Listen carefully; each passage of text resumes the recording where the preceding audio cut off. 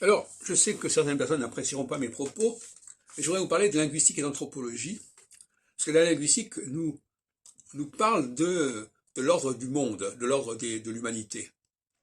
Et notamment, elle oppose le singulier et le pluriel, notamment en français. C'est-à-dire, la femme est vouée au singulier et les hommes au pluriel. Alors, je m'explique. Dire moi, toi, c'est un discours de la sphère privée. Et quand vous étudiez le discours des femmes, c'est tout le temps moi, je, moi, je, moi, je. Donc c'est quelque chose, instinctivement, elles sont axées sur leur moi, sur leur je.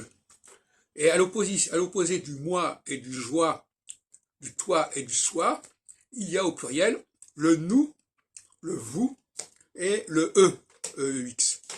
Parce que le I, ça ne veut rien dire. Et donc là, on n'a pas les mêmes valeurs, parce que en français, le pluriel correspond à on, nous avons, ils ont, ou bien un EZ, vous avez, vous mangez, EZ, et quand on dit manger EZ, on voit bien qu'on ne prononce pas le Z, sauf pour les liaisons éventuellement. Donc, c'est pas du tout le même fonctionnement au pluriel et au singulier en français. La richesse du français, la complexité du français, elle se situe au pluriel, elle ne se situe pas au singulier.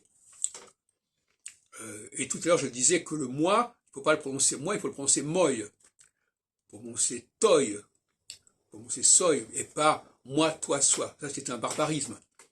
Et le féminin et le singulier sont voués au monde des consonnes, alors que le pluriel et le masculin est voué au monde des voyelles.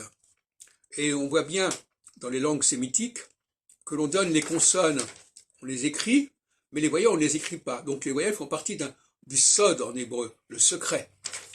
Et d'ailleurs le tétragramme par exemple c'est un secret pour savoir comment il faut le prononcer.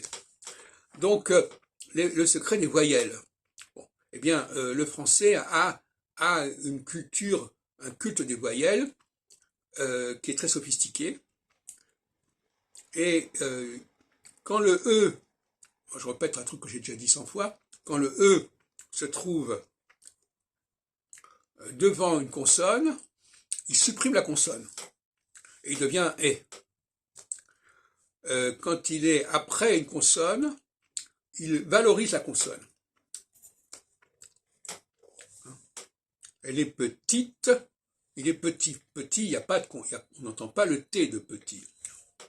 Et donc, le masculin supprime des consonnes, alors que le féminin renforce les consonnes.